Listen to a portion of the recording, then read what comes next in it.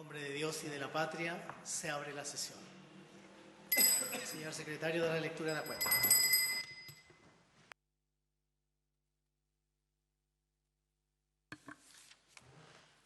Presidente, senadoras, senadores, invitados, la cuenta es la siguiente. El día 7 de junio se hizo presente la urgencia en carácter de simple para el proyecto de ley que modifica la Ley General de Educación y la Ley sobre Subvención del Estado a establecimientos educacionales para reforzar la normativa sobre convivencia escolar, considerando el respeto de la identidad sexual y de género y sancionar toda forma de discriminación basada en estas circunstancias, que es un proyecto de ley que la Comisión continuará con su estudio esta semana, precisamente en la sesión del día 15 de junio que está ya programada. Excusas del vicepresidente ejecutivo del Consejo Rector de las Universidades Chilenas, el CRUCH, don Emilio Rodríguez, rector Emilio Rodríguez, junto con agradecer la invitación y excusarse por razones de agenda, indica que en su reemplazo asistirá el rector de la Universidad Alberto Hurtado, el padre Eduardo Silva, que está con nosotros ya en este momento.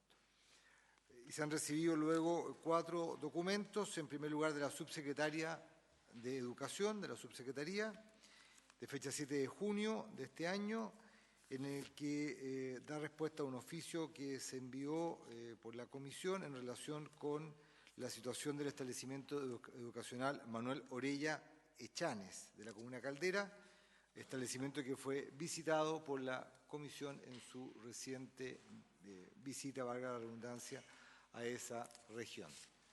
De la señora Verónica López, directora del Centro de Investigación para la Educación Inclusiva, programa de apoyo a la convivencia escolar PACES de la Pontificia Universidad Católica de Valparaíso, mediante el cual expresa su interés que esta comisión reciba una audiencia al doctor Vicente Sixto Campos, quien ha publicado un policy brief, documento producido por académicas y académicos, que sintetiza la evidencia sobre un tema en particular en relación con el proyecto de ley que también está en tabla para esta semana en la comisión, que es el reconocimiento y promoción del desarrollo profesional docente como único sistema de evaluación y fortalecimiento de los procesos de inducción y acompañamiento.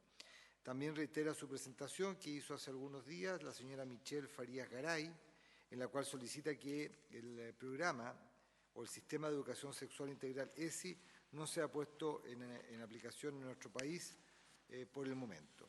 Y finalmente la profesora de matemáticas, señora Gisis Brito Salazar, ella escribe en representación de los docentes de varias regiones del país que han sido evaluados en el proceso de evaluación docente del año 2015, rindiendo el instrumento portafolio, obteniendo resultados competentes o destacados, sin poder rendir la prueba de conocimiento en este proceso, quedando mal encasillado, y solicita ser escuchados con ocasión de la discusión del proyecto de ley a que me refería hace un momento, que es el de reconocimiento y promoción del desarrollo profesional docente como único sistema general de evaluación. Eso, señor presidente. Muchísimas gracias. A ver, respecto del primer documento de la tabla, que es la respuesta de la Subsecretaría de Educación al oficio 07773, de fecha 7 de junio, con el que se da respuesta por la situación que afecta a la comunidad del establecimiento educacional Manuel Orella de Caldera. Quisiera pedirle a la senadora Proboste que... ¿Lo tiene usted? Se lo mandamos para que lo pudiera revisar. A ver, la interpretación que nosotros hacemos es que no hay una respuesta concreta, digamos. Esa es como la respuesta. No hay una respuesta concreta, entonces para que usted pueda evaluarlo y proponernos a la comisión, si así lo estima, alguna alternativa. Respecto de la señora Verónica López, la vamos a dejar para poder escucharla cuando abramos audiencias para este proyecto de ley sobre el Sistema General de Evaluación Docente. Así que lo incorporamos a las audiencias cuando veamos ese proyecto. Respecto de la señora Michelle Farías Garay, nos está pidiendo algo que no depende de esta comisión, así que lo vamos a dejar en archivo.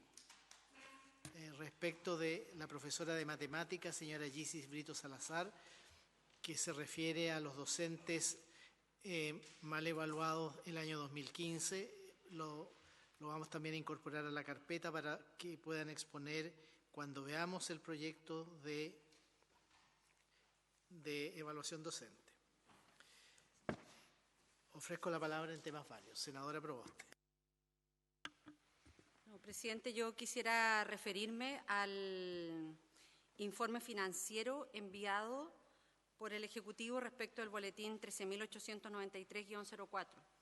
Solo quiero hacer presente que durante todo este tiempo nosotros estuvimos a la espera de que el Gobierno, particularmente respecto de estos temas de convivencia escolar, colocara recursos a este proyecto. Esa fue la razón por la cual dejamos en espera este proyecto de ley. Porque solo quiero recordar en que este proyecto incorpora nuevas responsabilidades a los sostenedores.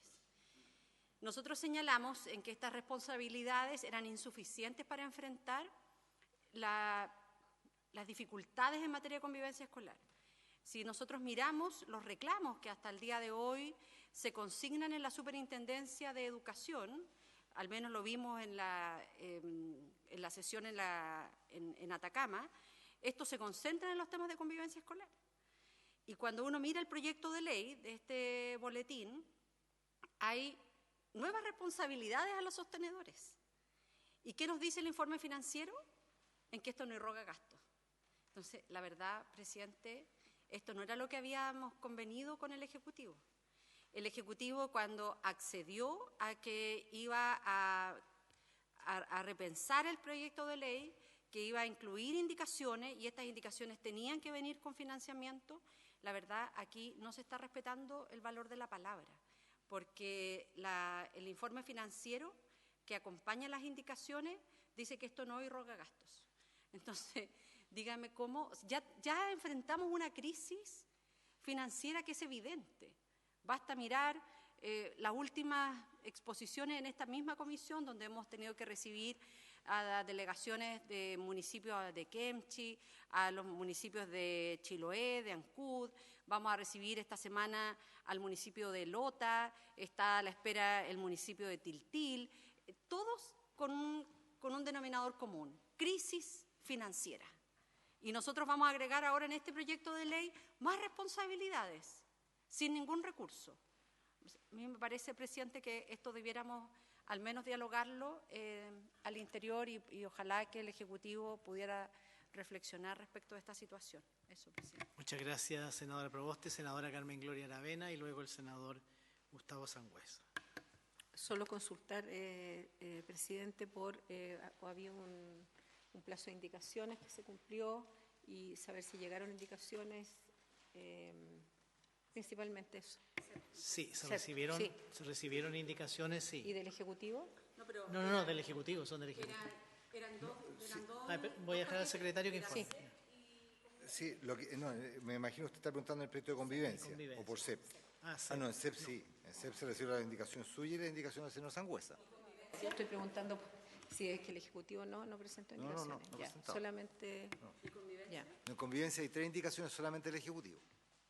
Y tal como dice Pero el esas fueron informe, sin que Sí, claro, pero si me permite, presidente, esas son indicaciones que se presentaron hace mucho tiempo, hace más de un mes, cuando se autorizó por la sala que esta comisión discutiera el proyecto en general y en particular, porque eso fue lo que nosotros hicimos, a partir de las observaciones que ha formulado la señora Proboste. Este fue un proyecto que el año pasado se vio en alguna oportunidad, se discutió en general y se le hizo ver al Ejecutivo la necesidad de que era indispensable para continuar con la tramitación, el concepto de la comisión en ese momento, que se presentaran indicaciones, entre otros temas para los que haya manifestado la señora Proboste.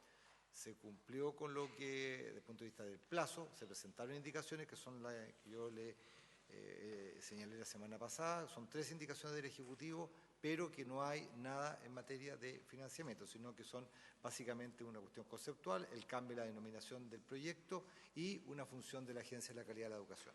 Eso solamente. Muchas gracias, senador Sangüesa.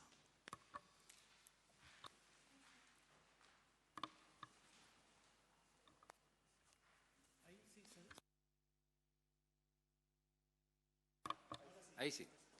Gracias, presidente. En cuanto al punto 3 de los documentos presentados a la solicitud de la señora Michelle Farías Garay, Presidente, yo solicito que no se archive, sino que más bien podamos recibirla y escucharla. Yo creo que es un tema que preocupa a los padres y apoderados de nuestro país, por lo tanto la Comisión también tiene que hacerse cargo de esta situación. Yo sugiero que lo conversemos el día jueves con el ministro. En la conversación que vamos a tener lo incorporemos. ¿Te parece?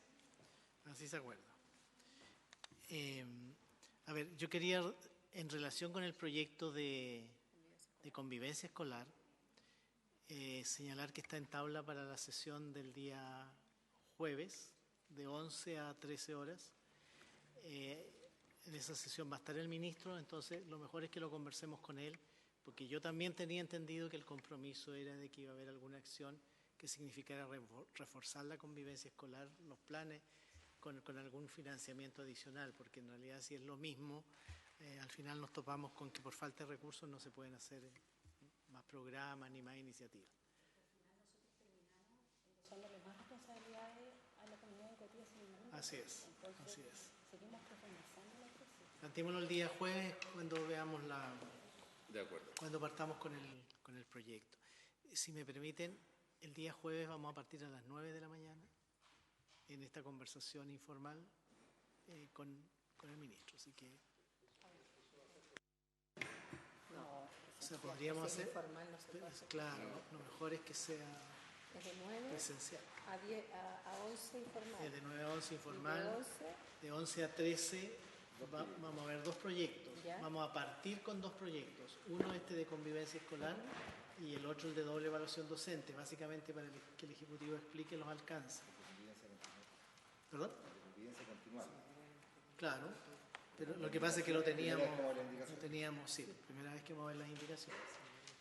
Y de 15 a 17 para que lo que solicitó usted, senadora Carmen Gloria, en relación con lo ocurrido en Talcahuano y con la posibilidad de anticipar vacaciones de invierno por digamos,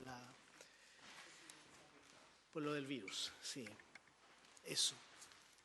Así que tenemos todo el jueves, desde muy temprano. Muy bien. Queremos saludar al Consorcio de Universidades de Chile, CUECH, presidente y rector de la Universidad de Valparaíso, don Osvaldo Corrales. Bienvenido, don Osvaldo, muchísimas gracias. De la Red de Universidades Públicas No Estatales G9, el presidente y rector de la Universidad Católica de la Santísima Concepción, don Cristian Mellado. Está por Zoom. Muchas gracias, don Cristian. Muy buenas tardes. De la Superintendencia de Educación Superior, el superintendente, señor José Miguel Salazar. Gracias, don José Miguel. Perdón, yo creo que aquí dije don Eduardo Silva, ¿verdad? Sí, lo dije ya. Muy bien. De la Universidad Alberto Hurtado, que viene en representación del CRUCH. La investigadora, señora Macarena Galás, si está allí. Allí está. Y el señor superintendente de educación. Subsecretario de Educación Superior. Muchísimas gracias. Vamos a partir entonces inmediatamente por don Osvaldo Corrales, presidente y rector del CUECH, rector de la Universidad de Valparaíso. Don Osvaldo tiene la palabra. Muchas gracias, presidente. En primer lugar, agradecer la invitación que se nos hace al Consorcio de Universidades del Estado a esta instancia y por su intermedio saludar a las senadoras y senadores que forman parte de esta comisión. Nosotros teníamos una presentación que enviamos, no sé si la podremos proyectar. La vamos a proyectar.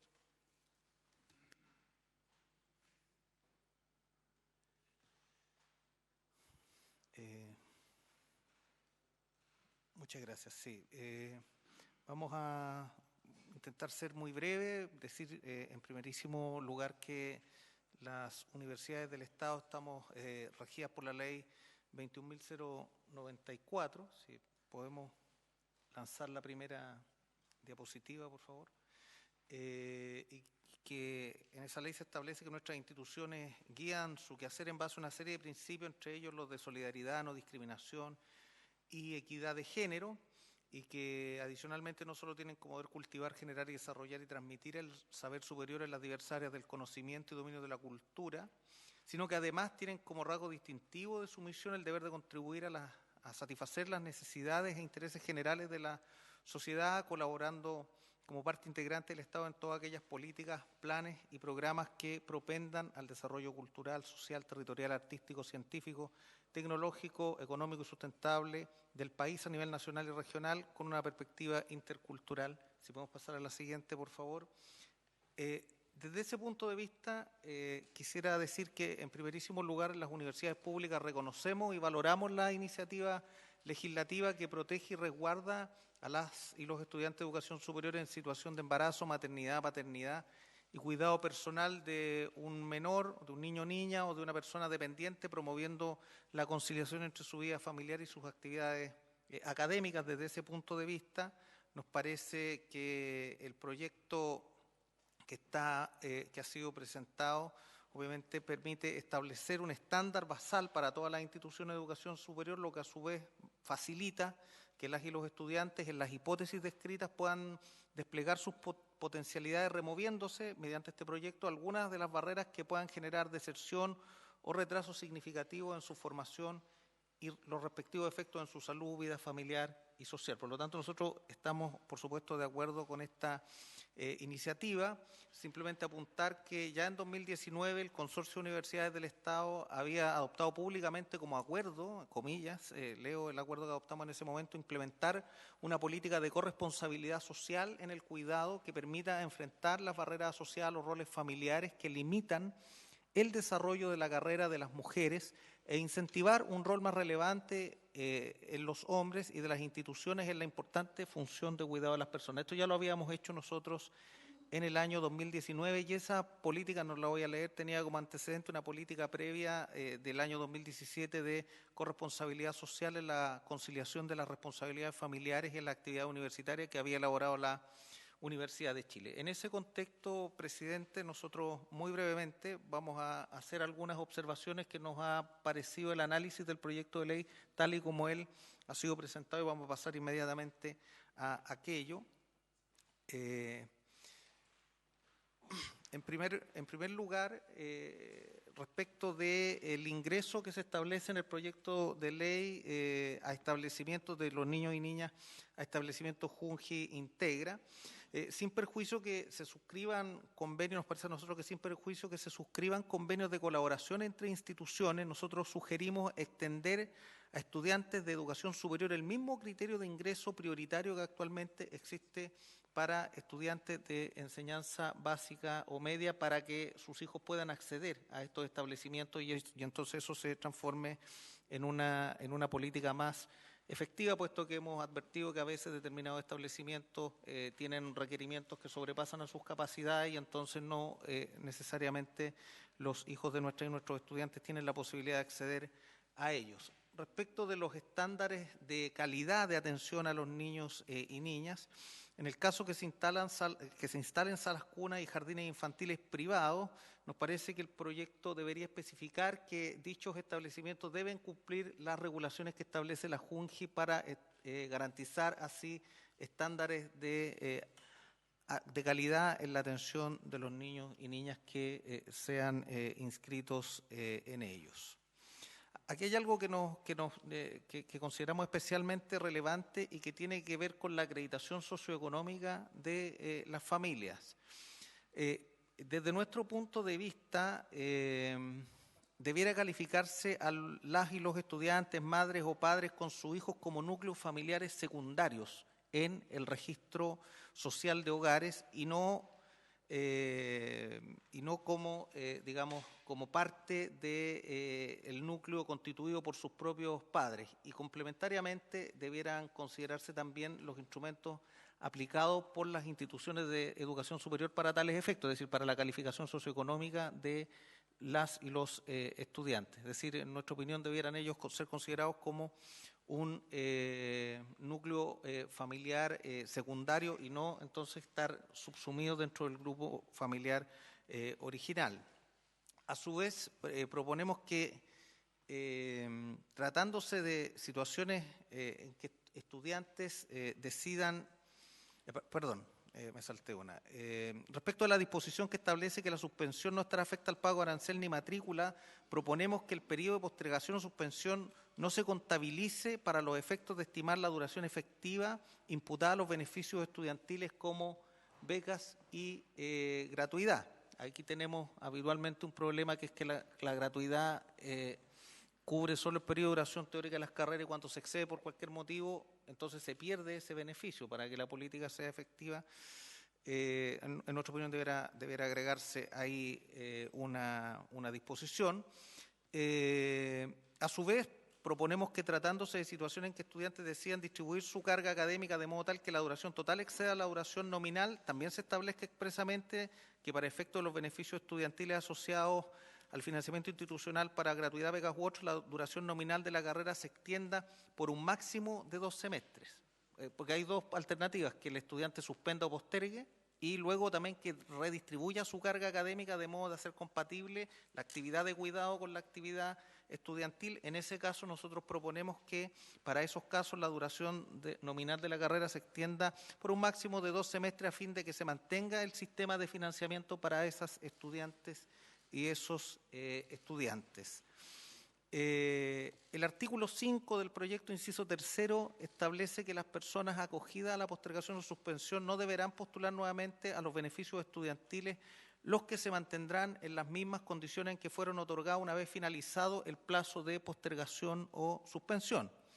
Respecto de ese punto, nosotros queríamos proponerle a esta comisión que se precisase que accederán en las mismas o mejores condiciones existentes una vez finalizado el plazo de postergación o suspensión. Por ejemplo, en el caso que la política de gratuidad decidiera ampliar los deciles de cobertura, que las y los estudiantes que eventualmente han estado en condición de cuidadores o de padre o madre pudieran acceder de modo privilegiado a esa situación.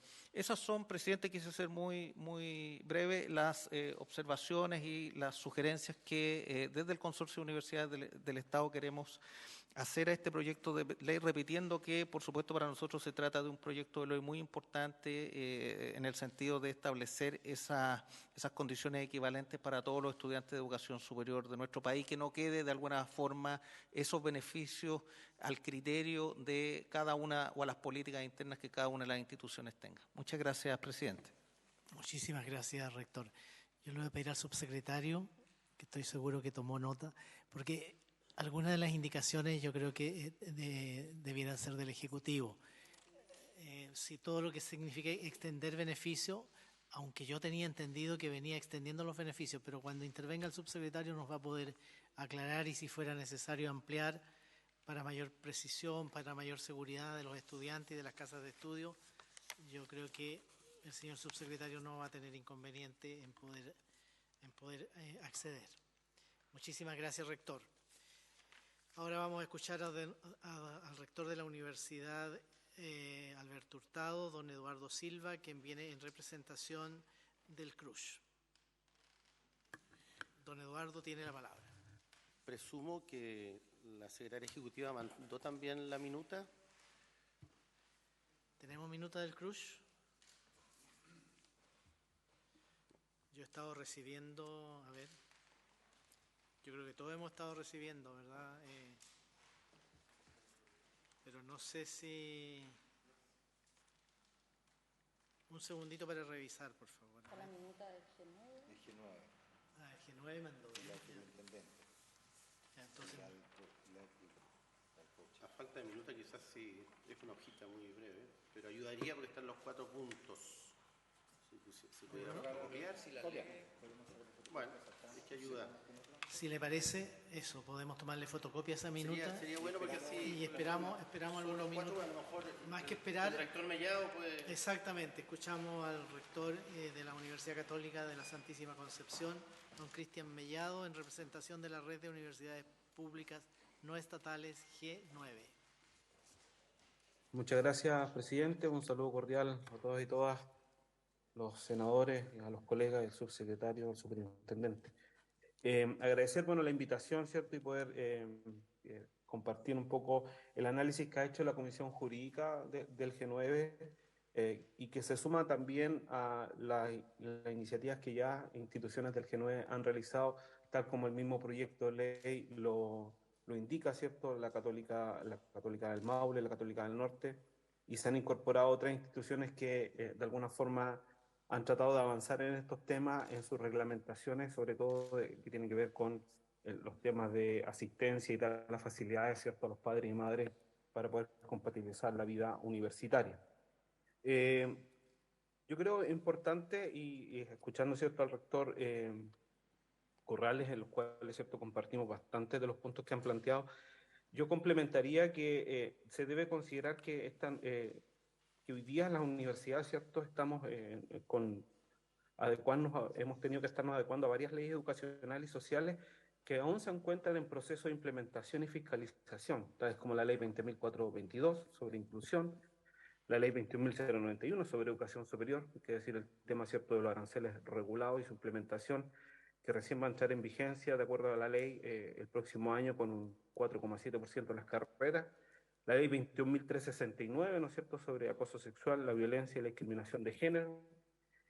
Los nuevos criterios de acreditación que inician, ¿cierto?, a fin de año, que ha implicado grandes esfuerzos económicos y humanos, además de reestructuraciones internas para poder llevar a cabo el cumplimiento de estas.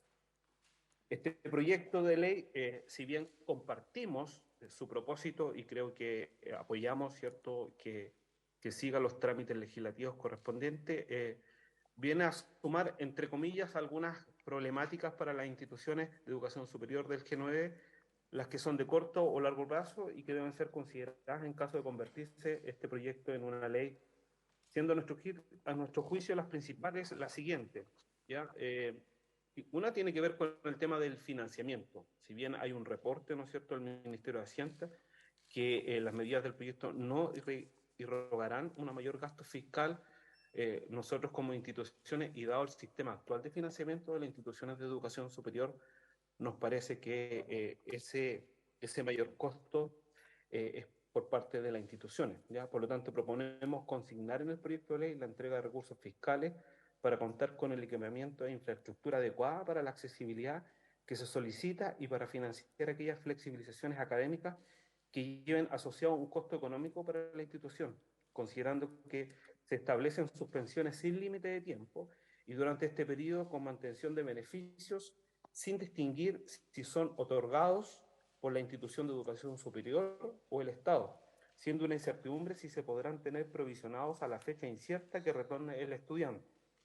Lo anterior considerando lo señalado en el informe, ¿cierto?, del Ministerio de Hacienda, ¿ya? Y lo otro, considerando también que la caracterización, si bien, ¿cierto?, el proyecto de ley tiene una caracterización de la realidad y del problema que pretende abordar, si uno ve la caracterización de la Universidad del G9, no dicta mucho del sistema. O sea, el 74% de nuestros estudiantes son de la educación municipal y particular subvencionada, el 50% tiene gratuidad y tenemos instituciones que llegan hasta el 80% o aproximadamente al 80%, tenemos 47% de la matrícula base. Por lo tanto, hay una serie de otras necesidades que nosotros tenemos que hacernos cargo como institución, ¿cierto? Y los cuales lo estamos haciendo, el cual complica, ¿cierto?, los presupuestos de la universidad. Lo otro tiene que ver con la flexibilidad académica en cuanto a suspensión, titulación o egreso. No puede quedar más allá de los plazos de la normativa interna. En subsidios, fijar un plazo, lo anterior crea incerteza jurídica porque incluso el mínimo señalado es el plazo máximo de prescripción ordinaria de 10 años y no existe un máximo.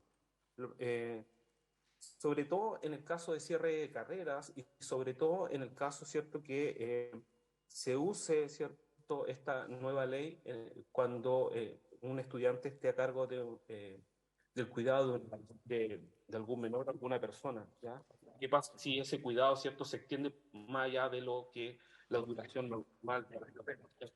¿Dónde está el límite respecto de esa norma? La flexibilidad académica sin límite en cuanto a inasistencia y permisos, especialmente en ramos semestrales, podrá darse la hipótesis de terminar el semestre, en cuyo caso, ¿qué pasará con ese estudiante? ¿Cuál será su situación académica? Ese límite lo fijará la Superintendencia de Educación Superior en su norma de carácter general. ¿Ya? Sugerimos, ¿cierto?, que se fije un límite en la ley. En relación con la carga probatoria para las instituciones de educación superior, ¿quiénes son los estudiantes beneficiarios de este proyecto de ley? Lo que implica, ¿cierto?, también un mayor recurso humano. Y respecto del artículo transitorio, que el plazo de implementación de la ley comience en su totalidad desde un año contado desde la publicación de la norma de carácter general de la Superintendencia de Educación Superior, proponemos ahí eliminar el párrafo sin perjuicio de ello, los derechos establecidos en la ley tendrán aplicación y efecto inmediato para las personas que se encuentren en algunas de las situaciones señaladas en el artículo 2, porque como se va a ejecutar dentro de la universidad sin tenerlo normado, ¿ya? Y sobre todo en las exigencias de infraestructura que pudiera quedar en el proyecto de ley, dado que para varias instituciones significa, ¿cierto?, hacer inversiones de los cuales no se cuentan con los recursos y obviamente no se puede atender en forma inmediata, ¿ya? Ahí en ese sentido, ¿cierto?, se establece el proyecto de ley que las instituciones públicas podrán hacer convenios con Junge o Integra, y en el caso de la institución de educación privada que no cuente con infraestructura deberán ofrecer el servicio de manera externalizada, lo cual ahí también genera otra necesidad de recursos que hoy día no está contemplado en los presupuestos de la universidad y que también no se conduce con la procedencia de nuestros estudiantes, que la mayoría de ellos, ¿cierto?, tiene gratuidad y tiene derecho, ¿cierto?, a acceder a a la Junge o a Integra. Eso, señor presidente. Muchas gracias. Muchísimas gracias, rector, muy amable por su aporte. Entonces, a continuación le vamos a ofrecer la palabra al rector Eduardo Silva de la Universidad Alberto Hurtado en representación del CRUSH. Rector. Muchas gracias por esta posibilidad y esta oportunidad de que las universidades puedan ser escuchadas respecto de un proyecto de ley que las tres organizaciones que están acá comparten plenamente, como lo ha dicho el rector Mellado y Osvaldo. Hacer compatible la vida familiar con los estudios académicos y en particular con quienes tienen o esperan un hijo parece una cuestión de justicia y por lo tanto apoyar a estos estudiantes que no pierdan beneficios, que puedan suspender o rechazar sus estudios, que se evite toda discriminación, etcétera, es de justicia, eso en ese sentido. Y entonces nuestras observaciones son precisiones de alcance, precisiones respecto de compatibilidad académica y precisiones respecto de financiamiento. Más bien son particulares a notas que habría que ver cómo mejoramos y fortalecemos el periodo. Entonces, en la hoja que fotocopié, en la segunda hoja donde están las conclusiones, son las 4 observaciones en letras A, B, C y D que nos interesa explicitar. Sobre todo A y B tienen una misma precisión, porque la autorización a suspender o postergar los estudios por el periodo de tiempo que se mantengan las condiciones del estudiante es análoga a que se mantengan los beneficios estudiantiles también por el tiempo que sea necesario. Y claro, ahí hay una suspensión que no tiene límite, y eso es complejo porque obsta a la certeza del periodo. Al no tener plazo de duración es complejo. Uno podría decir que hasta la edad de 10 años el niño o niña puede estar en dependencia del padre o madre estudiante. Entonces creo que es conveniente indicar algún plazo, porque eso es incompatible con la actividad académica, retomar estudios. Quizás los 2 semestres que se proponía en la presentación del Consorcio de Universidades del Estado. Podría ser ellos esa, proponían que claro, fuera también bien concreto y que se estableciera 2 semestres académicos, ¿sí? Si mal no recuerdo, en la letra B. Sí, esta es una solución bien interesante, dijera. Muy sí. bien, gracias. Continúe, rector. Sí, Sí. continúe. Y entonces A y B tienen la misma observación. Y C tiene que ver con la forma de acreditar que yo soy ya no padre o madre, porque eso es evidente, pero cuidador de alguien que depende de mí, ¿no? Y nos parece que el registro social de hogares no es del todo definitivo, porque no se sabe de quién es la responsabilidad de esa persona que debe ser cuidada, ¿no? Entonces sería bueno, aparece como muy laxo solo la ficha o la declaración del presunto cuidador. O sea, ahí habría también una cuestión que tiene que ver con el alcance. Y por último, en la letra D, el contenido mínimo fijado por el proyecto de ley eventualmente es contrapuesto con la normativa interna de ingreso, promoción y permanencia de las universidades. Resulta curioso el artículo 4 indicando que no se podrá discriminar arbitrariamente en el ingreso, la permanencia del ingreso. A nadie se lo puede discriminar arbitrariamente, entonces es curioso que haya un temor de discriminación arbitraria. Esa es una ley de la República y nosotros nos acogemos a esa disposición. No podemos discriminar en ningún caso, ¿no?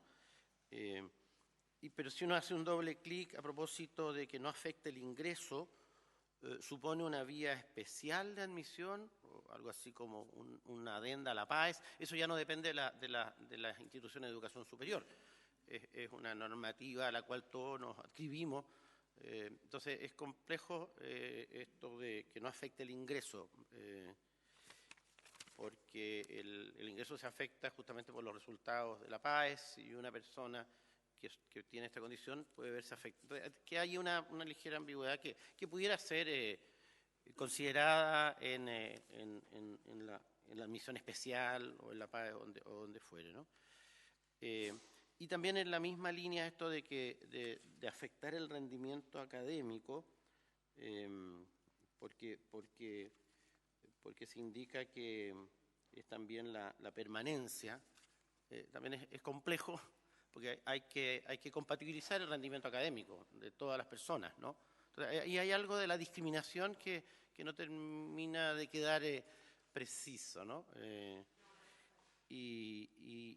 Independientemente, claro, se ha dicho acá el financiamiento especial que estas medidas requieren, y yo lo haría extensiva a todas las cuestiones de inclusión, que las universidades tenemos que hacernos cargo, porque tenemos que permitir que nuestras universidades sean asequibles a distintas personas que tienen distintos niveles de discapacidad, pero se hace complejo cuando eso descansa solo en las universidades. Siendo una política pública, debería ser compartido esos gastos que efectivamente implica no poner obstáculos a nadie, dijéramos, en la medida en que sea posible. Tenemos casos a veces, bueno, me estoy saliendo del tema, pero tiene que ver con inclusión, pero concuerda con justamente el principio mayor, hacer compatible la vida familiar, y en este caso el tener o esperar un hijo o tener que cuidar personas dependientes con la vida académica. Y ambas cosas tienen que conversar, no se puede sacrificar lo uno a lo otro. Entonces simplemente estas 3 precisiones de alcance, de compatibilidad con lo académico y, claro, de financiamiento en el caso de que, termino, en el caso nuestro, y no está, o puede que esté, pero tener espacios formativos, o sea, lugares de lactancia, o sea, eso sí que es tremendamente importante para el vínculo, y eso felizmente lo hemos podido hacer. No es muy oneroso, pero tener espacios de cuidado para que efectivamente los estudiantes, tanto padres como madres, puedan disponer de esos espacios. Gracias. Muy bien, muchísimas gracias, rector. Le voy a ofrecer la palabra a la investigadora señora Macarena Galaz y luego al superintendente de Educación Superior, don José Miguel Salazar. Macarena, tiene la palabra.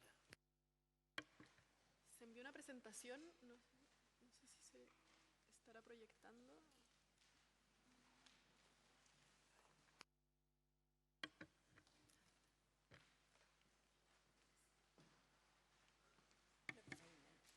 Macarena, tengo que darle 10 minutos No se preocupe, tope, ¿ah? Por no se favor. preocupe, presidente. Sí. Solo quería preguntar si la presentación estaba disponible. Sí, sí está disponible. Ya. Muchas gracias.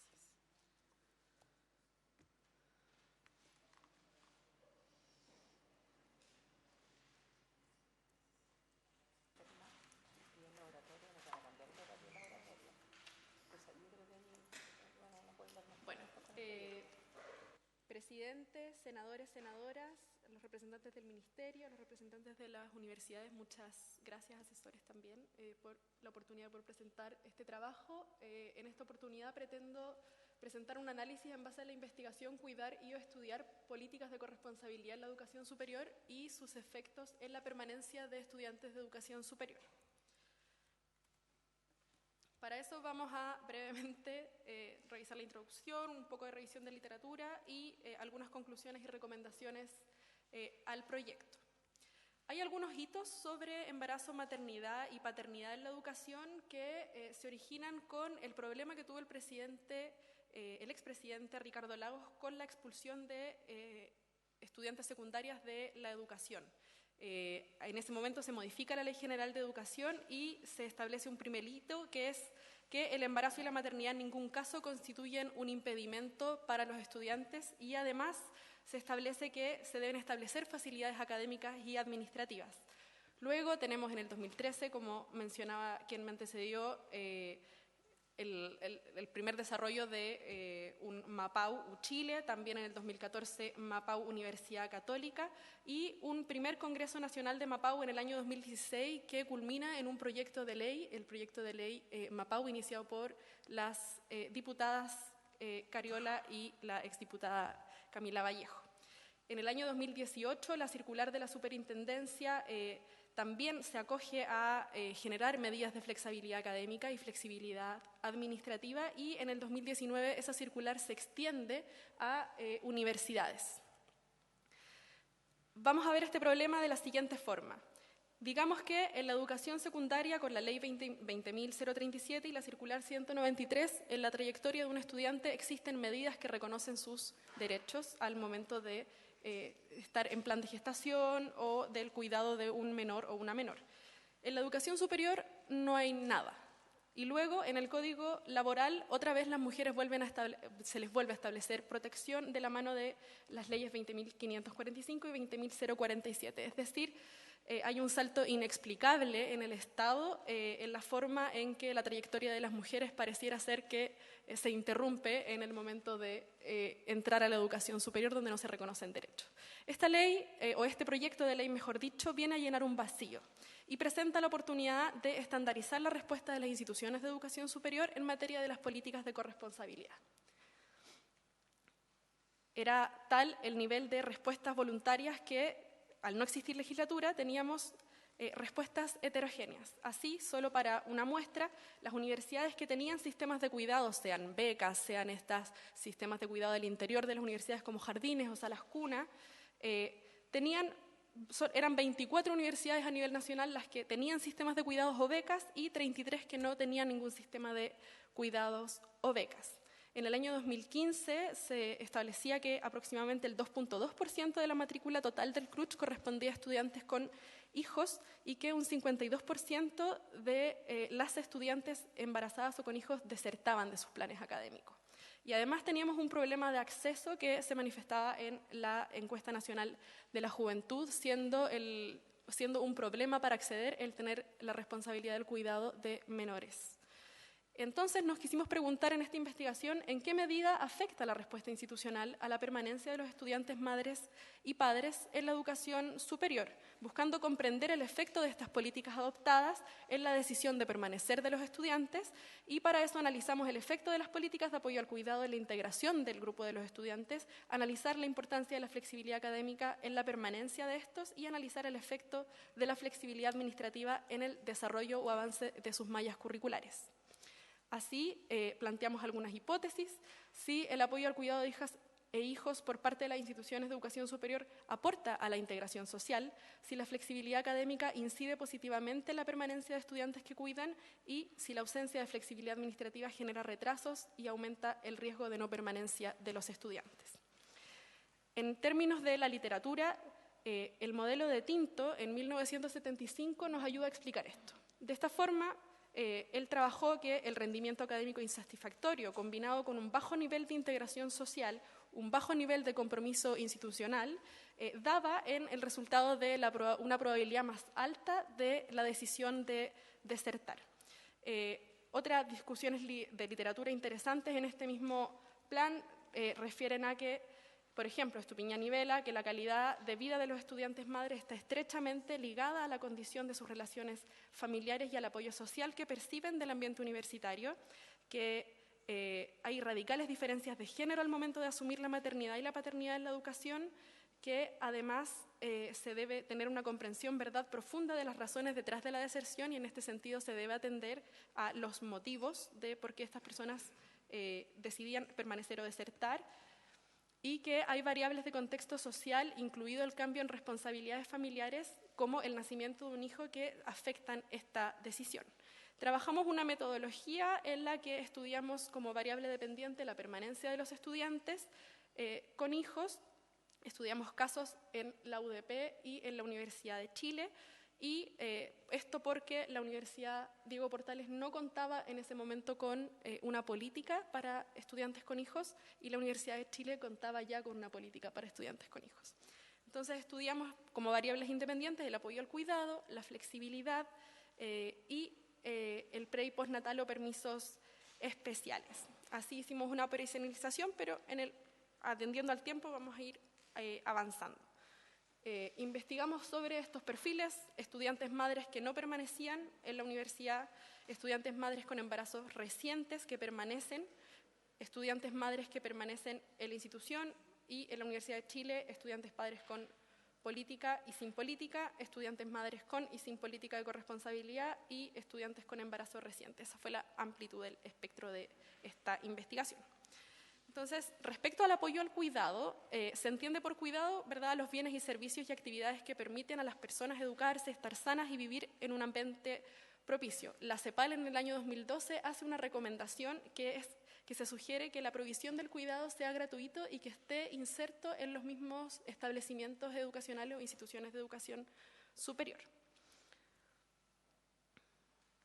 Además, es bueno mencionar que, por ejemplo, la Universidad de Chile en el año 2019, en su dirección de género, nos decía que los estudiantes no calificaban para salas cunas públicas, no cumplían los requisitos o estaban desinformados de los mismos, o no percibían ingresos suficientes para poder acceder a sistemas de cuidado, lo que a la larga iba afectando su paso por la universidad. En ese sentido, el artículo 10 de este proyecto de ley refuerza este compromiso.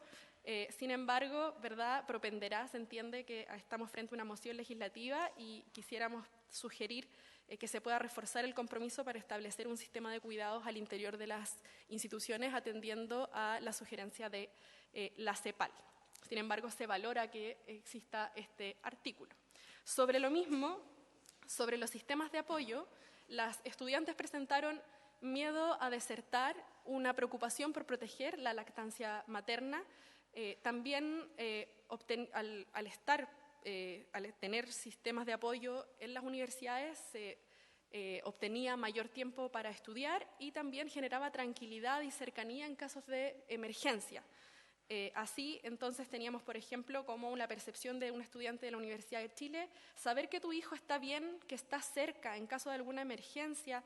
Tú necesitas tu tiempo, tu espacio para estar tranquila, aunque sea una hora concentrándose solo en una cosa. Como mamá o papá, si no puedes acceder a un jardín infantil, no tienes con quién dejar a tu hijo, no puedes seguir estudiando nomás. Esas eran las respuestas que teníamos. Asimismo, sobre la crisis del cuidado, si no vas a poder meterlo a un jardín, vas a estar estudiando y encalillándote con 200 lucas o poniéndolo en un jardín lejos. En Santiago Centro, por ejemplo, no hay cupos en los jardines y hay como 3.000 niños en la lista de espera. Pasa más cuando la mamá es la que estudia. Ahí hay más deserción porque finalmente tú eres la responsable 100% de tu hijo, y aquí ella decía, bueno, el papá de mi hijo no debió desertar de la carrera, fui yo quien tuvo que hacerlo. Asimismo, se presenta la incompatibilidad horaria de los sistemas de cuidado que estaban presentes en algunas universidades. Los jardines infantiles de la Junji tienen horarios de cierre que no muchas veces son compatibles con los horarios de las universidades, y eso es un punto que tal vez se pueda atender. y otra cosa es el factor económico, los precios elevados de los jardines infantiles. Respecto de la flexibilidad académica, que supone la idea de generar cambios en todas las estructuras que denoten rigidez, la CEPAL considera que ofrecer horarios escolares, currículos flexibles, es una medida de acción afirmativa para el desarrollo de la maternidad y de la paternidad. Así, por ejemplo, si lo aplicamos a un contexto universitario, la Universidad de Chile presentaba 4 puntos, como la prioridad de inscripciones de asignaturas, la interrupción anticipada, exigencias de porcentajes menores de asistencia y reprogramación de trabajos, los cuales podemos ver reflejados también en parte del artículo que está presentado en este proyecto. ¿Qué importancia le podemos dar a la flexibilidad académica? Por ejemplo, está presente la congruencia normativa, ¿verdad? Cómo una institución soporta las distintas realidades de sus estudiantes y se hace compatible con ello. Así, estudiantes que no tenían medidas de flexibilidad académica se sentían, como ellos mismos lo relataban, un cacho para los demás, para mi escuela, para mis compañeros. Entonces, esperaba que hubiese más comprensión. Un estudiante de la Universidad de Chile decía, tenías que valerte por ti mismo. Muy bien si podías pasar tus ramos, pero si no, bien también. Y después, con la instalación de medidas, de políticas, sentía que había algo más de comprensión, lo que va en la misma línea, ¿verdad?, de la literatura al respecto. La inscripción de asignaturas con prioridad la describieron como algo importante o muy importante y se expresaban diferencias respecto a la satisfacción con la institución. Así, la Universidad de Chile presentaba el ranking 0, donde los estudiantes podían tomar ramos con prioridad, mientras que estudiantes que no tenían este sistema debían estar a la voluntad, ¿verdad?, de sus secretarías académicas en situaciones bastante incómodas.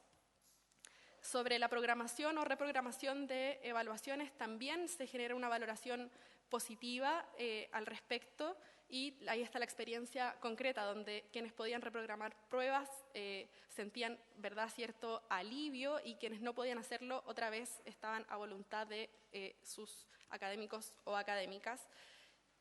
Estudiantes de ambas instituciones, Universidad de Chile y Universidad Diego Portales, indicaron que uno de los factores más importantes al momento de aportar a la flexibilidad académica estaba en la voluntad de los profesores. Por ende, jornadas de sensibilización son, pese a haber políticas, si no hay jornadas de sensibilización, eso dificulta el llevar a cabo una corresponsabilidad efectiva entre la institución y los estudiantes con responsabilidades de cuidado. El artículo 9 aporta en esta materia, que quisimos valorarlo en esta instancia con la prioridad de inscripciones de asignaturas, la exigencia de porcentajes de menor asistencia, la reprogramación o flexibilización y la generación de calendarios especiales. Por último, la flexibilidad administrativa, entendida como aquellas acciones encaminadas a cumplir el sentido económico y político de la flexibilidad. También acá enumeramos 9 medidas con las que ya cuenta la Universidad de Chile y que varias de ellas están reflejadas en este proyecto. La importancia de la flexibilidad administrativa es que son acciones que buscan, ¿verdad?, que buscan cumplir con este sentido político, con principios de administración, planeación, financiamiento, uso de estructuras, y de las 9 medidas que cuenta la Universidad de Chile, de las que están acá, las principales mencionadas por los estudiantes fue el permiso por enfermedad, el permiso por actividad académica riesgosa y la existencia de un pre y de un postnatal. Así, por ejemplo, si pueden ir avanzando, por favor, más adelante. Así, por ejemplo, la Universidad Diego Portales, por ejemplo, decía, yo he presentado licencias de mi hija al día siguiente porque tuve un control y me decían, chuta, vamos a tratar de hablar con los profesores, pero no te aseguro nada. En la Universidad de Chile, en cambio, cuando presentaba mis licencias y yo no estaba segura de si me las aceptaban, yo pensaba que iba a reprobar con mis ramos sí o sí. Sin embargo, con el cambio de la política, esto fue una medida que se estableció con peso y ya no fue necesario quedar al criterio de las casas de estudio. El pre y postnatal es una medida además sumamente valorada por los estudiantes. Así, quienes, por ejemplo, ya decía, yo me enteré que estaba embarazada a finales de octubre y justo estábamos en exámenes y hablé con la profe jefa de carrera y me dijo que podía congelar, pero se pasó el plazo y sentí que me dieron alas y luego que me las cortaron por esta situación. Y acá hay un hallazgo importante, que el tiempo de postnatal se considera corto en el caso de la Universidad de Chile y que el reglamento, decían, es poco claro respecto a las responsabilidades académicas para poder tomarlo. Por último, el permiso por actividad de académica riesgosa, acá también observamos una diferencia. Tuve un accidente cortopunzante, en un parto comencé a sangrar porque hice mucha fuerza, que era una estudiante con embarazo y sin una política de permiso por actividad riesgosa.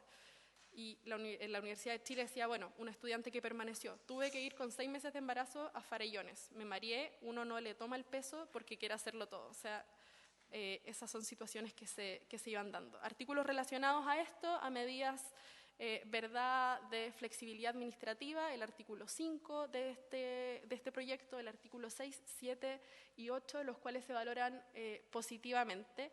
Sin embargo, también concordando con las exposiciones anteriores, parece ser sumamente necesario que se establezcan plazos, pues uno de los grandes problemas que tienen los y las estudiantes con responsabilidades de cuidado al momento de ir a exigir estos derechos o estas políticas es que o hay desconocimiento, y cuando hay espacios grises muchas veces eso perjudica a las y los estudiantes. Entonces, a modo de conclusión y de recomendaciones, creemos que este proyecto de ley aporta significativamente a la estandarización de criterios para el tomador de decisión sobre estudiantes con responsabilidades de cuidado. Además, establece con claridad medidas de flexibilidad académicas y administrativas. En ese sentido, creo que sería interesante poder establecer algunos epígrafes en el proyecto de ley que distingan claramente aquellas actividades que son, o sea, aquellas medidas que son de flexibilidad administrativa y aquellas medidas que son de flexibilidad académica, como de apoyo al cuidado.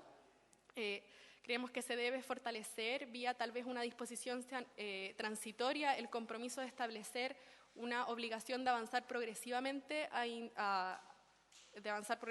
integrar sistemas de cuidado al interior de las universidades conforme a lo que recomienda CEPAL, que estos sistemas de cuidado sí o sí, ¿verdad?, deban ser parte del Sistema Nacional de Cuidados.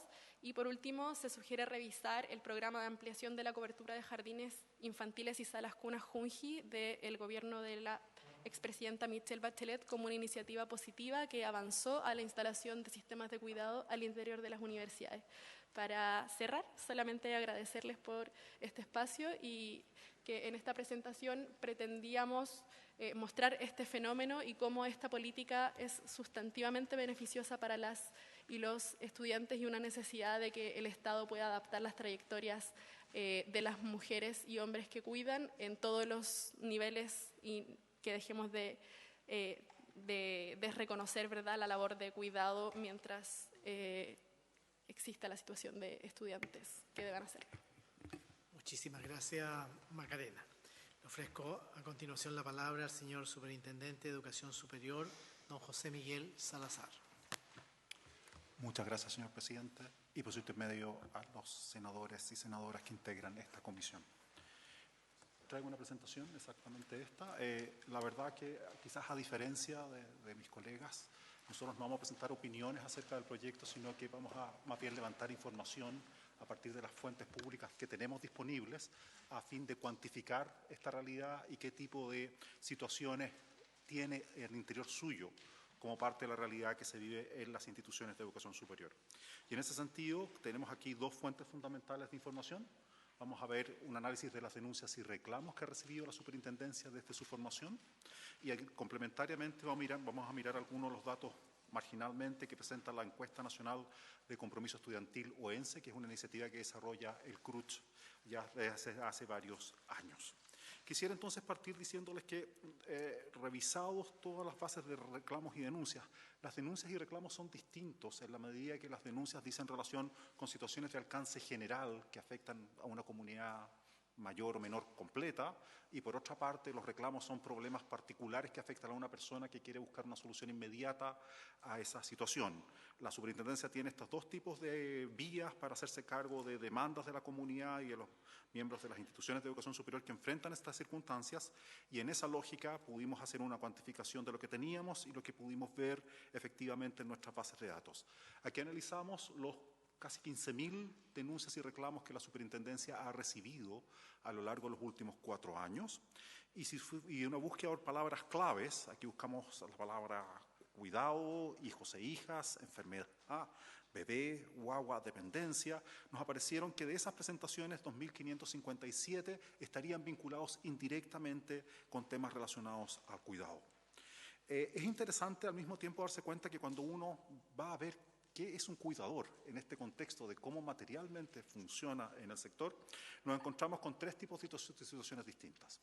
En primer término estamos hablando de cuidado de niños, niñas y adolescentes, y aquí no solo se habla o se refiere a las situaciones descritas a padres o madres, sino que padres, madres, abuelos, abuelas, hermanas mayores, hermanas menores, cuidadores responsables legales e incluso personas que se están asignadas al cuidado de otros por motivos vitales, por ejemplo, una sobrina o una hija de un hermano o de una hermana u otro tipo de parientes a cargo de otra persona. Por lo tanto, cuando uno habla de cuidador hay que tener claro que son varias situaciones distintas que valdría la pena mirar con cuidado.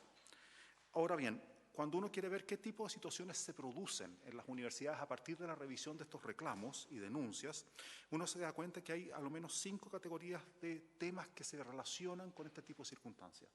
Por una parte, la propia vida académica, estar presente en las acciones que se hacen en los campus, en las actividades extraordinarias, en las presentaciones, cualquier cosa que tenga que ver con la vida académica propia de un campus durante un semestre, hay una situación de limitación en este sentido. Por otra parte, acceso a beneficios, como se decía en la presentación anterior, no hay noticia de que todas las personas tengan acceso a todos los beneficios ni cuáles son todos los beneficios disponibles. Por lo tanto, hay gente que estima que no logra llegar a lo que necesita porque de verdad nunca supo que eso era así.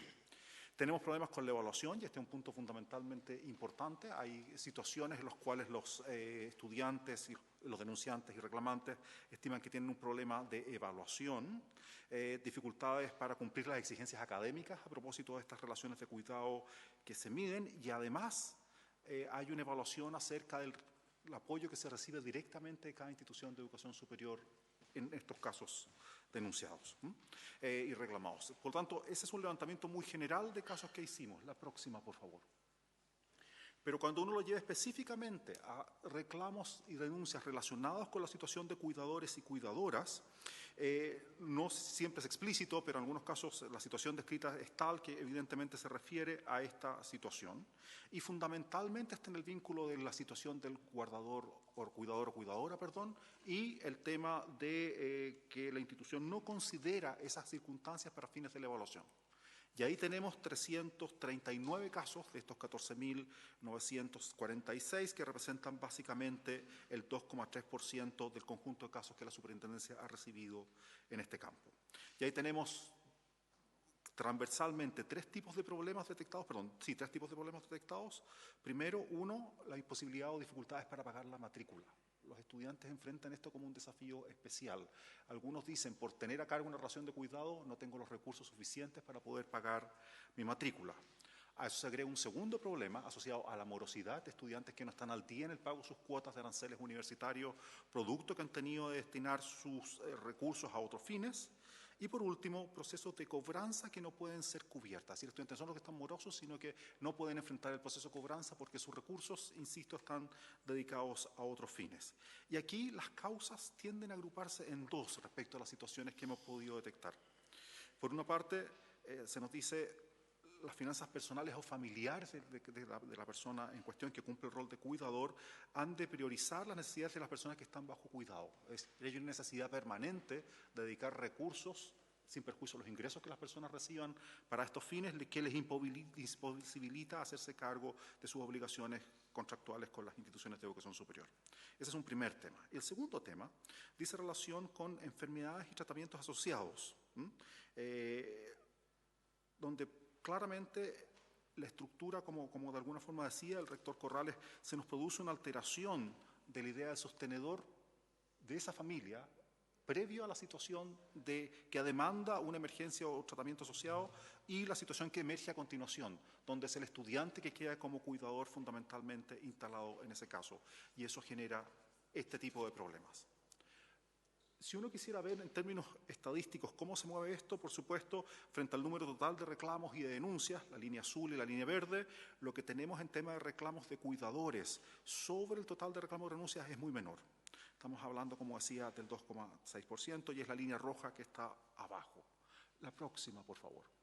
Por supuesto, esa línea cambia de forma cuando uno la mira más de cerca, ¿cierto? Y claramente tenemos una evolución semestral en estos términos que nos indica que salvo la gran baja que tuvimos en el segundo semestre del año pasado, el semestre actual todavía está en desarrollo, por lo tanto no es posible tener este último número como cerrado, sino que es un número en transición, nos habla de que claramente, siendo un número bajo en el contexto de los reclamos y denuncias que la superintendencia recibe, es un número en expansión y es un tema que está crecientemente presente entre nosotros. La próxima, por favor.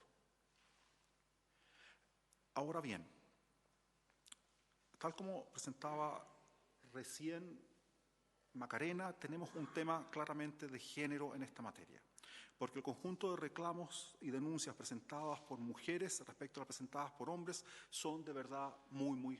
La previa, por favor. La lámina previa, por favor. Eso. La diferencia es muy significativa en términos que es 47 de los 59 casos que tenemos son presentados por mujeres y solo 12 son presentados por hombres, no existiendo en el último periodo dudas acerca de la identificación de la persona que denuncia. Es un tema donde las mujeres se sienten llamadas a liderar la búsqueda de una solución más que los hombres y creo que la evidencia en este sentido lo deja más o menos claro. Esto es lo que hemos hecho a propósito de revisar la información de reclamos y denuncias que recibe la superintendencia, en el entendido que no era una categoría preestablecida que teníamos, sino que tuvimos que construirla para fines de poder determinar esta información y evidentemente en lo que sigue vamos a hacer un seguimiento focalizado en este campo, pero hasta el día de hoy, hasta que este proyecto de ley empezó su discusión, no era una categoría en sí misma que la superintendencia tuviera. Ahora bien, la próxima, por favor. Quiero cambiar completamente de foco y ponernos qué otra información tenemos disponible desde el sector de educación superior. Y tenemos, como les decía, la encuesta sobre compromiso estudiantil, la encuesta nacional sobre compromiso estudiantil OENSE, que se aplica en las instituciones del CRUCH fundamentalmente, donde hay un conjunto de preguntas acerca de todo tipo, acerca de cómo viven los estudiantes en la universidad y cómo es la vida universitaria en ese contexto. Y a propósito de ese instrumento, hay una pregunta en particular que le pregunta a los estudiantes y a las estudiantas cuánto tiempo dedican a distintas actividades durante una semana típica de su semestre. Y la imagen que hay aquí nos acompaña es la distribución de tiempo que los estudiantes reportan que dedican a labores del hogar o al cuidado de otras personas. Estamos hablando de un instrumento que se aplicó en 3 universidades en el 2021, donde hay una cobertura total del grupo de estudiantes encuestados de 16,5% o 8.025 respuestas correctas, de los cuales 4.911 corresponden a la cohorte 2011, es decir, estudiantes antiguos que estaban en 4º año al minuto de la aplicación del instrumento, y 3.114 que estaban en primer año en el 2021, que es lo que representa claramente una cobertura como la que les describo, cercana al 20%, pero no plenamente en el 50%. ¿Qué es lo interesante de esto? Esto está descompuesto por la cantidad de horas a la semana sobre la base de 1 hora diaria más al día. Es la semana, sí. Y si uno dijera cuánto tiempo dedican los estudiantes cuántos estudiantes de la cohorte 2018 dedican más de 20 horas a la semana al cuidado de otras personas, bueno, el número que tenemos en ese caso es de 9,6%, perdón, 9,26% para la cohorte 2021 y 11,8% para la cohorte 2018. Es decir, en la medida que los estudiantes van desarrollando su carrera y tienen más tiempo en la universidad, bueno, van siendo padres y en consecuencia el número de personas que tienen que dedicar más tiempo a esto crece en el tiempo. Es decir, básicamente cerca del 10% de los estudiantes, fruto de esta aplicación del instrumento, variado por cohortes, pero que tiene esta lógica transversal a través del CRUCH, presentan estos niveles de prevalencia. Por lo tanto, el problema que estamos discutiendo tiene más o menos ese nivel de aproximación a la realidad donde funciona la educación superior. Y yo solo quisiera dejarles esta última lámina, tomada del mismo instrumento, donde cada palabra se repite las 3 últimas palabras que los estudiantes tienen que llenar en la encuesta en una sola palabra, y cada palabra, una de estas, las más pequeñitas, las que están en el fondo, tienen 100 respuestas iguales. Es decir, por cada 100 respuestas iguales, esto es lo que caracteriza la experiencia de los estudiantes en la educación superior. Y como ustedes pueden ver, básicamente a la base, estrés es el tema fundamental. La mayoría de los estudiantes destacan que es el tema más importante para ellos, sin perjuicio que también destacan el aprendizaje. Y es la segunda gran herramienta destacada. Es decir, en la tensión entre estrés y aprendizaje, una buena parte de las experiencias de los estudiantes en la educación superior ocurre. Y creo que vale la pena mirarlo especialmente cuando uno quiere volver de nuevo a este 10% de estudiantes que tienen relaciones de cuidado y que están dedicando más de media semana a ese fin exclusivamente. Creo que vale en esa lógica mirar este proyecto y buscar soluciones que a lo mejor puedan dar cuenta de él. Eso es lo que yo tengo que decir, presidente. Muchísimas gracias. Muchísimas gracias, don José Miguel. Le ofrecemos la palabra a don Víctor. Muchas gracias, presidente, por su intermedio a las y los senadores. Y también agradezco las presentaciones hechas en esta sesión. Yo simplemente quisiera hacerme cargo de algunos de los comentarios. En general, agradezco la disposición positiva al espíritu y a la idea fundamental de este proyecto, ¿no? De verdad, para nosotros como Ejecutivo nos hemos sumado a un proyecto presentado por diputados y diputadas y la verdad nos llena de satisfacción ver que nos estamos poniendo al día, como se señalaba en una de las presentaciones, respecto de un desafío país y de un vacío que teníamos en nuestra normativa. Simplemente responder que efectivamente dentro del espíritu del proyecto la suspensión no implica problema porque se suspende también el beneficio y luego puede retomarse incluida la gratuidad. Distinto es el caso de la extensión de la duración de la carrera que implique un mayor gasto por gratuidad. Esa situación la vamos a revisar, pero al menos en la suspensión, en nuestra interpretación, eso no habría problema. Es decir, tú suspendes y suspende el beneficio, luego el beneficio se retoma. Voy a ir de manera por orden como la fui anotando, ¿no? Me parece muy bien una mayor articulación con Junji, lo vamos a tomar en consideración. Debo agregar también que nosotros estamos trabajando en un trabajo intersectorial con la definición de cuidador y cuidadora en el marco de la creación del Sistema Nacional de Cuidado. Así que vamos a hacer extensiva esa definición y por lo tanto su precisión va a ser la que tenga el Estado para una serie de otros propósitos, ¿no? Un poco avanzar en un trabajo más intersectorial. Respecto de la vía de acceso que se mencionó, porque voy a dejar al final todas las preguntas relativas al financiamiento, es algo que nos parece de interés, lo que ha mencionado el rector Silva respecto del acceso, del ingreso a la educación superior, de que no sea objeto de discriminación. Nosotros ya a través del cambio que hubo en la prueba de acceso, yo diría también en el sistema de acceso con la prueba PAES, tenemos más de una prueba al año, tenemos PAES de invierno y PAES regular. Hoy día, de hecho, estuvimos anunciando el inicio hoy día el proceso de inscripción para PAES regular al final de año. Sin duda esto va en la dirección de permitir más opciones a las personas, pero es algo que podríamos explorar y yo me comprometo en revisarlo con los equipos. Nos parece atendible el argumento de que existe un plazo entre la promulgación de la ley y el momento en que empieza a regir, considerando que tanto la superintendencia debe establecer su norma provisoria como las instituciones prepararse para su aplicación. Esto estaba en la presentación del rector Mellado a nombre del G9, me parece del todo atendible. Respecto a la situación del financiamiento, decir que en el caso de los estudiantes nosotros estamos estudiando con nuestro Departamento de Financiamiento Estudiantil la posibilidad, insisto, es algo que estamos estudiando, la posibilidad de dar beneficios especiales para estudiantes cuidadores y cuidadoras, ¿no? Es algo que creo que podría facilitar. Un poco los datos que ha aportado el superintendente y la presentación de Macarena tienen que ver con que la situación de cuidado es uno de los vectores complicados en abandono, ¿no? O sea, se produce una situación en la cual las personas, al ver, sobre todo mujeres, que no cuentan con el respaldo suficiente, abandonan su estudio. Para el país es particularmente caro el abandono en el caso de las mujeres porque necesitamos, no solo por un argumento de igualdad, sino también económico, una mayor incorporación de las mujeres a la población económicamente activa y a construir su autonomía económica. Por lo tanto, un abandono en el caso de las mujeres es es ciertamente un problema para la educación superior chilena. Quisiera yo, sobre el tema del financiamiento, agregar que al señalar el artículo que se propenderá a establecer las condiciones, ¿no? Los dos artículos también se corrigieron en la intervención de Macarena. Esto significa que nosotros, una vez aprobado este proyecto de ley, vamos a incorporar en nuestros fondos de desarrollo, en todos nuestros fondos institucionales a la educación superior, este componente como un área estratégica. Esto significa que vamos a poder redireccionar algunos de los instrumentos con los cuales contamos, de tal manera de apoyar a las instituciones para resolver esto. Además, las instituciones que están adscritas al sistema del Fondo Solidario de Crédito Universitario, se ha permitido en el último acuerdo en ley de presupuesto un uso de un 30% posible de los excedentes del Fondo Solidario de Crédito Universitario para atender problemas de salud mental y de inclusión. Yo voy a pedirle a los equipos del Ministerio que estudiemos si es que de no haber incompatibilidad en el uso de tal porcentaje del excedente del Fondo de Crédito Universitario para el Fondo Solidario de Crédito Universitario para una finalidad como esta, entendiéndolo parte de políticas de inclusión.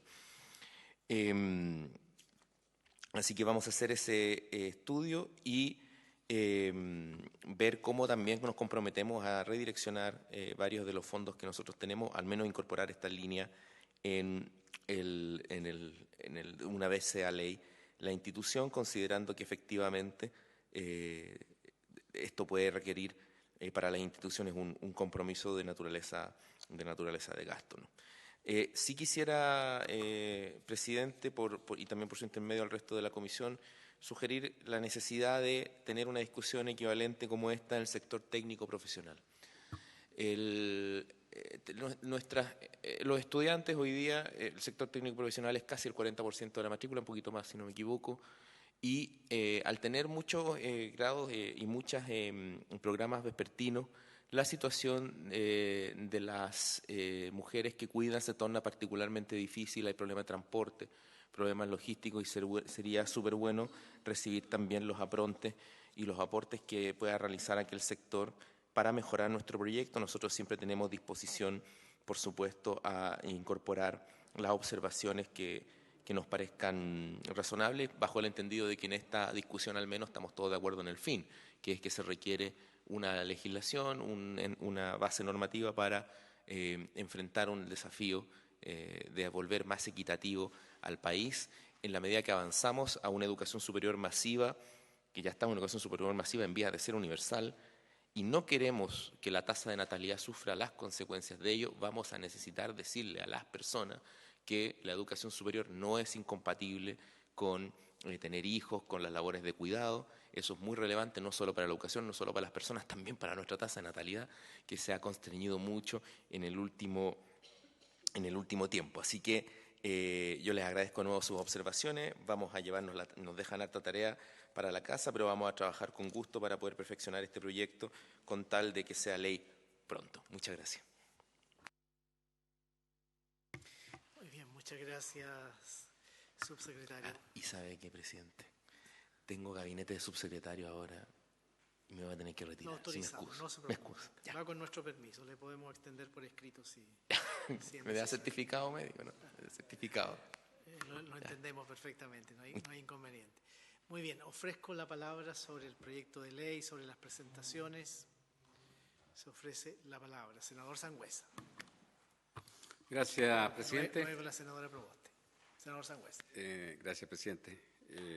Bueno, uno de los puntos que voy a marcar yo es precisamente el que indicó al final el subsecretario, en el sentido de que la educación técnico-profesional también tenemos que escucharla, porque es importante agradecerle a los rectores las observaciones que hacen al proyecto, porque es parte son los que llevan el día a día en cada uno de sus establecimientos. También a Macarena, que hizo una tremenda presentación, recogida de vivencias, porque yo creo que lo más importante aquí es cómo finalmente nosotros logramos compatibilizar en un proyecto de ley que es una buena iniciativa, pero que a veces en la legislación se cometen o tienen implicancias que no se buscan. Hay, digamos, externalidades que a veces terminan perjudicando a quienes se supone que teníamos que beneficiar.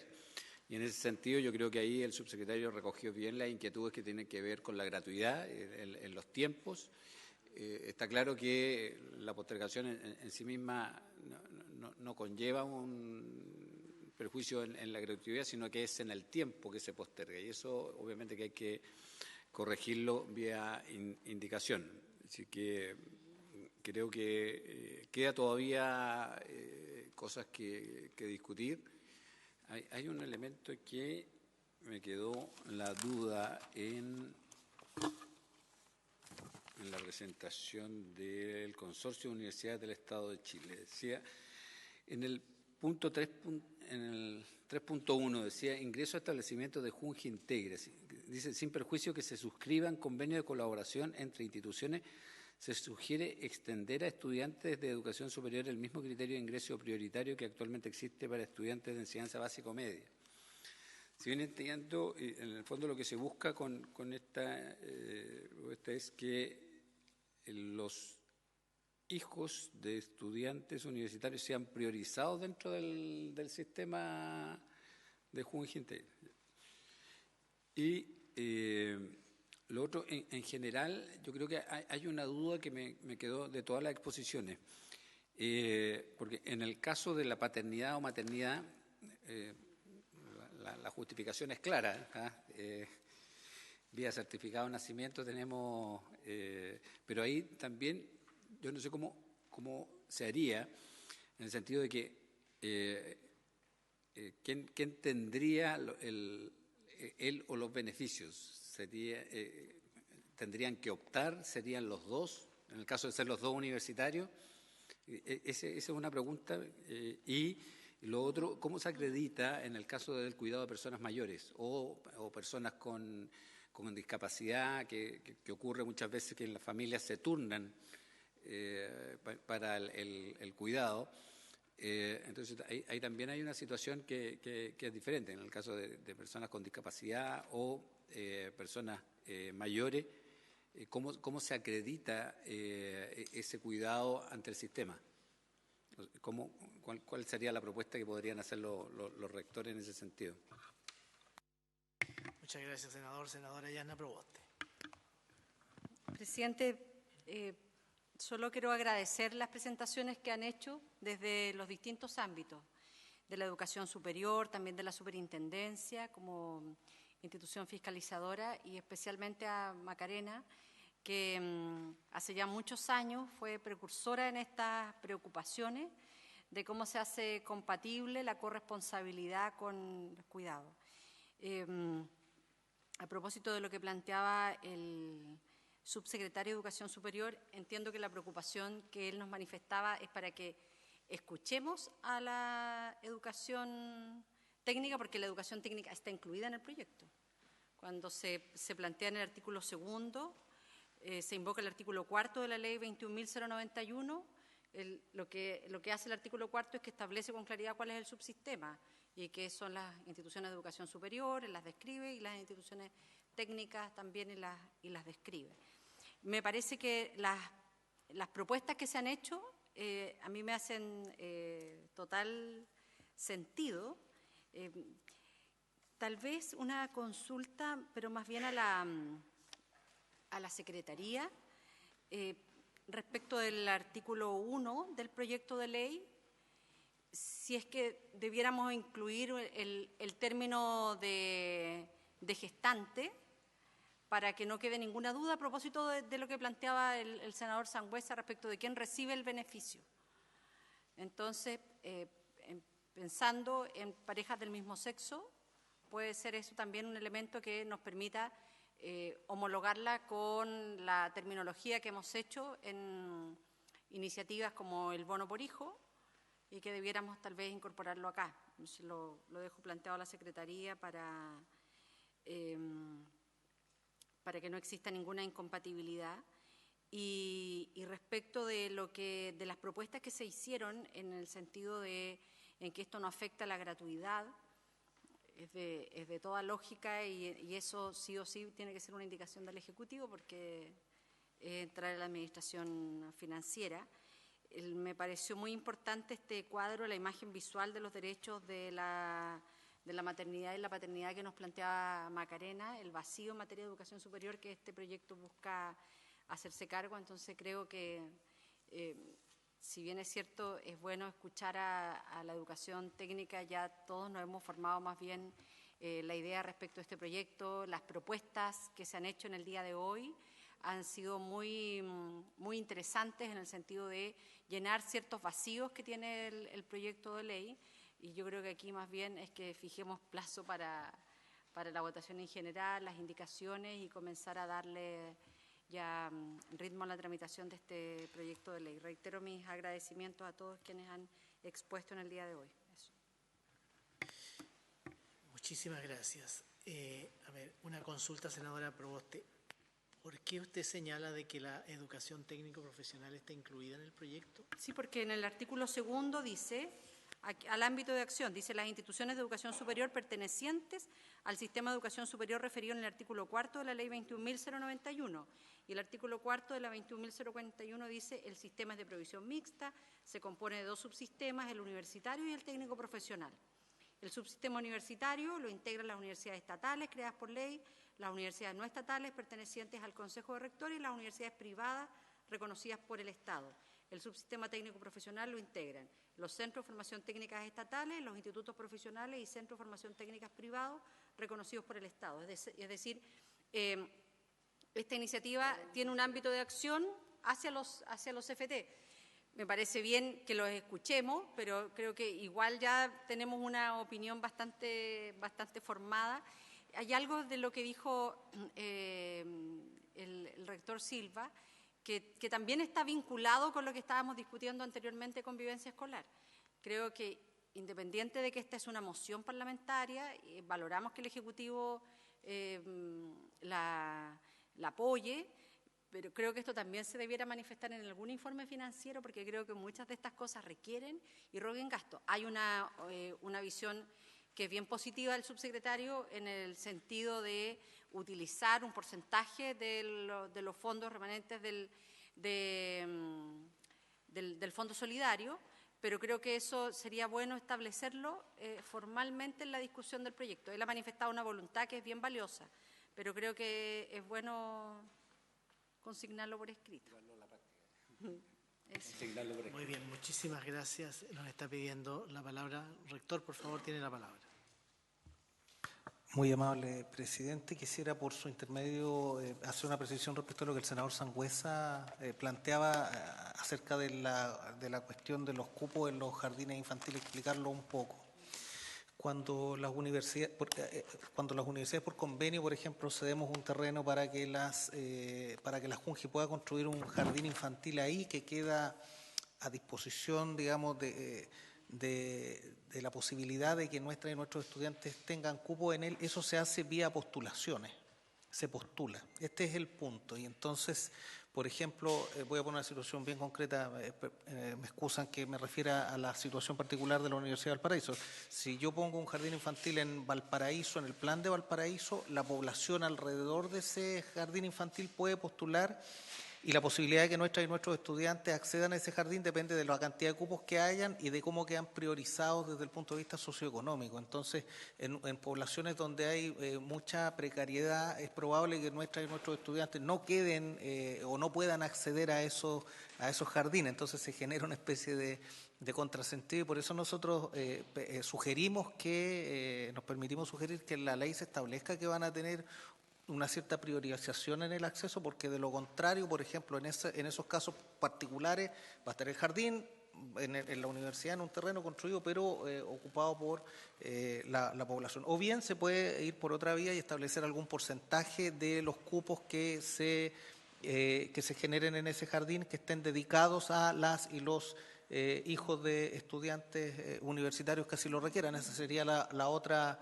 fórmula, establecer un porcentaje, por poner solo un ejemplo, un 30% de los cupos que se establezcan, para que tenga sentido, porque de lo contrario, en el caso de los convenios ha ocurrido, de hecho, que podemos quedarnos con muy poquitos cupos o incluso en una cierta eventualidad sin cupo.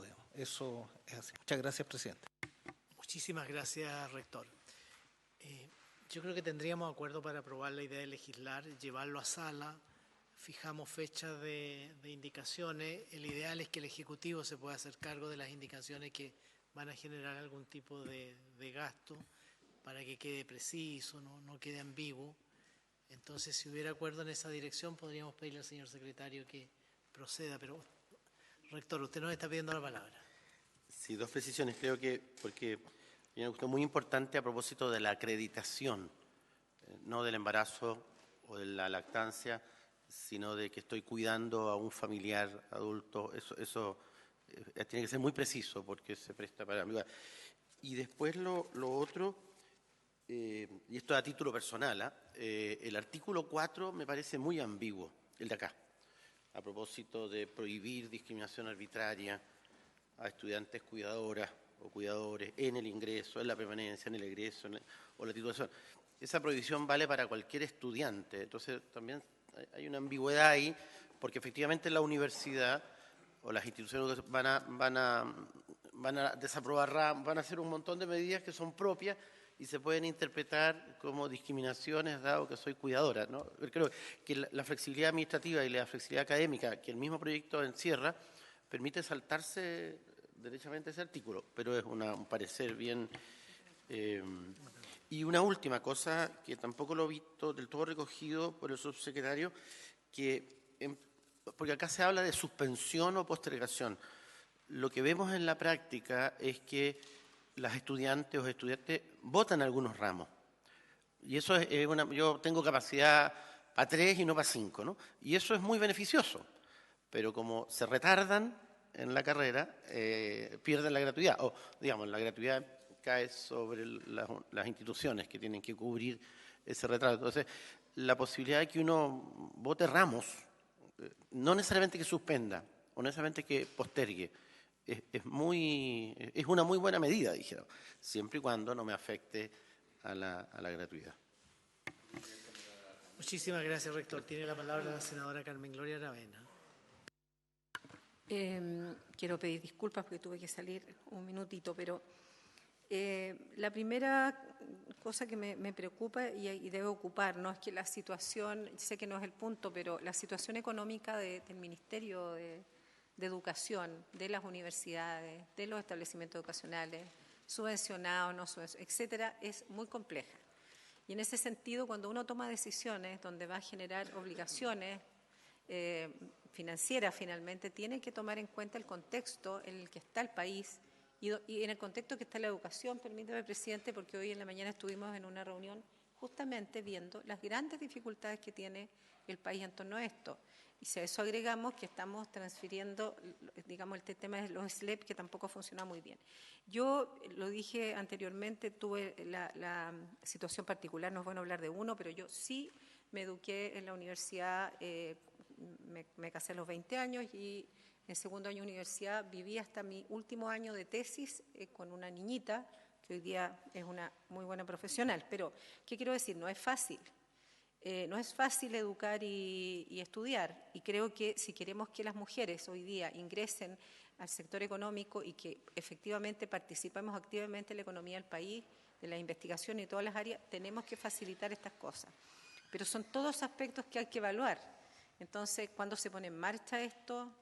¿Cómo se va a financiar? No sé cómo, porque el proyecto tiene muy buenas intenciones y me imagino que va a ser patrocinado por el Ejecutivo y se va a hacer patrocinado. Hay que hacer un estudio de financiamiento, por lo menos para poder cumplir con las condiciones básicas que aquí se están pidiendo, que tiene un área de inversión que evidentemente, y por lo que yo escucho, las universidades en general no están que les sobran los recursos, por lo tanto esto tiene que ser un adicional para dar cumplimiento a una norma. Entonces creo que tomando en serio, o sea, por un lado, habiendo sido yo parte de esta vida que es estudiar y trabajar, y muchas veces hacer una tesis de grado en laboratorios porque no nos queda de otra, a muchos porque es la forma de poder no tener que salir a terreno. Además, creo que es bueno que nos pongamos, digamos, serios en torno a si esta ley, digamos, a tener un plazo para adaptación, una especie de transitorio, no tengo idea, pero hay que hacerse cargo del tema financiero. Yo creo que de lo contrario, tal como lo dijo ante la senadora Proboste por su intermedio, presidente, en otro proyecto, estamos transfiriendo obligaciones sin financiamiento y eso finalmente es una situación que no podemos seguir haciendo por responsabilidad pública. Eso por un lado. Y lo otro es que sí hay cosas que yo agradezco mucho que usted la haya planteado, como por ejemplo el tema del ingreso que implica, la senadora Proboste ahí tiene un muy buen ejemplo de lo que podría significar esta palabra, que no es que haya una diferenciación y un acceso libre de ingreso porque sea cuidador o mamá, sino más bien por otro aspecto. Y también me da la impresión que quizás habría que hacer un análisis un poquito más detallado entre la diferencia de la paternidad y el proceso con el cuidador, porque no son situaciones que ocupan tiempo, pero son muy diferentes. Entonces yo creo que ahí hay un tema, porque mientras la persona que tiene su guagua y va en una evolución al revés, la ocupación del tiempo va disminuyendo porque hay una solución finalmente y una obligación de escolarizar. La preescolaridad es muy importante hoy día en el país, se está fomentando. A diferencia que el cuidador de un adulto mayor, por ejemplo, es todo lo contrario. La situación va a ir empeorando, no se va a ir facilitando, a no ser que tengamos una ley de cuidadores que no existe hoy día. Entonces yo creo que también ahí hay si uno quiere entrar a hacer un buen proyecto de ley, yo creo que igual es un análisis que hay que hacer, porque son situaciones diferentes. Así que eso en general y bueno, y decir, por ejemplo, que la Universidad de la Frontera, donde yo me eduqué, había un jardín infantil, que es una cosa muy antigua, desde que se creó la universidad. Y si usted me pregunta, yo hubiera querido que mi hija fuera allá, pero los cupos son muy pocos. Entonces, también hay un tema ahí de cómo vinculamos a los jardines infantiles con el sistema de educación preescolar que existe y de alguna manera aumentamos cupos y mejoramos las condiciones más que crear cosas nuevas, porque hay universidades que sí los tienen, pero el número de cobertura es muy bajo y eso hace que las estudiantes no puedan acceder a él. Así que eso es como mis observaciones de este proyecto. Gracias, presidente. Muy bien, muchísimas gracias, senadora. Y yo había propuesto que pudiéramos votar la idea de legislar. Vamos con el proyecto a la sala. De aprobarse la idea de legislar en sala, fijamos fecha de indicaciones. Usted consultaba fecha de entrada en vigencia de esta iniciativa una vez que esté. El señor secretario me dice que es año y medio, secretario. En relación con lo que ha consultado la senadora Aravena, el artículo 11 del proyecto de ley dispone que las instituciones de educación superior dictarán en el ejercicio de su autonomía las normas internas pertinentes que regulan detalladamente la aplicación de la disposición de esta ley, y luego agrega que la Superintendencia de Educación deberá dictar dentro del plazo de 6 meses desde la publicación de esta ley una norma de carácter general. Y luego el transitorio que tiene aprobado este proyecto establece que las instituciones de educación superior dictarán las normas internas señaladas en la ley dentro del plazo de 1 año desde la publicación de la norma de carácter general de la Superintendencia. Aunque después hay que precisar de que los derechos establecidos en la ley sobre la no discriminación tienen aplicación, obviamente, de carácter inmediato. Ahí hay... sí. Yo no sé, el Ejecutivo no está hablando. El Ejecutivo pide autorización para irse al Consejo de Subsecretarios. No, pero está bien, sí, solo la idea de legislar y después en particular iremos viendo. Además, estos plazos podrían eventualmente acortarse por la vía de presentar indicaciones. Exactamente. Estas son normas que en su momento incorporó el Ejecutivo en la Cámara de Diputados.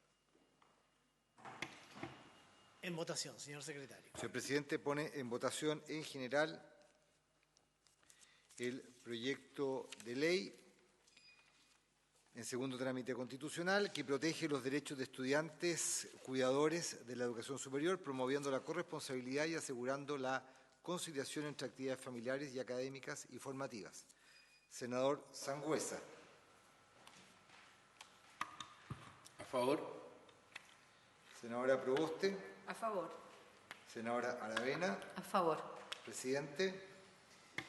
A favor, y creo que en la discusión particular tenemos la obligación de incorporar precisiones, de tal manera de que para las instituciones de educación superior que van a tener que aplicarlo, no haya lugar a duda, no haya ambigüedades y por supuesto eso también ojalá conlleve financiamiento, porque resulta fácil imponer obligaciones, dar facilidades, pero si no va acompañado de los recursos, entendiendo que cada institución de educación superior, muchas ya están haciendo los esfuerzos, pero los esfuerzos adicionales, los esfuerzos que tengan que hacer los FT, los IP, la educación técnica, profesional en particular, probablemente van a requerir de algunos recursos adicionales. Voto a favor. Resultado de la votación, 4 votos por la aprobación, ninguno en contra. Aprobada la iniciativa en su idea de legislar. Y por haberse cumplido el propósito de la sesión y agradeciendo mucho a nuestras visitas, a nuestros expositores. Perdón, senador Sangüesa.